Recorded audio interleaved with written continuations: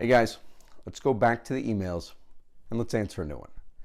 Did you support NATCA's decision to support the transportation bill that promoted privatization? It's a great question from Alex EBW.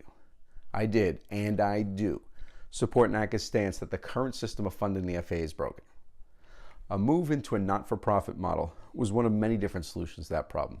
As the Boston Tower FAC rep and delegate, I voted to give the NEB the right to negotiate on our behalf, and I stick by that vote. It was the right decision then, and it's still the right decision now. What I don't think NATCA should be doing is marketing, advertising, and driving this bill. In my opinion, I believe that this is a dangerous path to pursue, and it could leave you in a position where the union receives 80% of what its own record is asking for. Think of it this way. The Schuster Bill as written was a great bill for NATCA and all of our members. But once it hits Congress, it's basically that old Price is Right game plinko. Once you let that chip go, we could have limited control over it, which is to say, once you get down that path and you give it up to Congress to mark up, one word change could have changed that whole thing for the worst.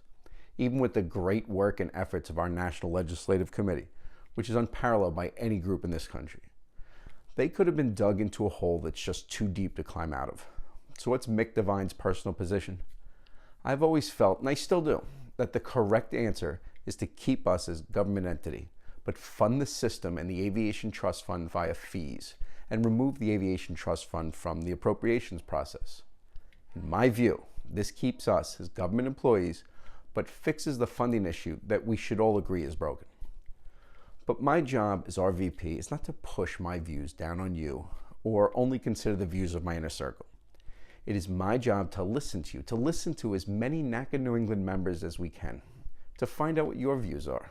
Changing events and fast-moving legislation does not allow for NATCA leadership to speak with the members as it's occurring. That has to happen daily, weekly, monthly as part of our normal discourse, the same way we communicate with our friends on the Hill. The next great idea could be sitting in a break room in Portland, but if we're not there to hear it, was it ever really said? Thanks for listening. We're going to talk next time.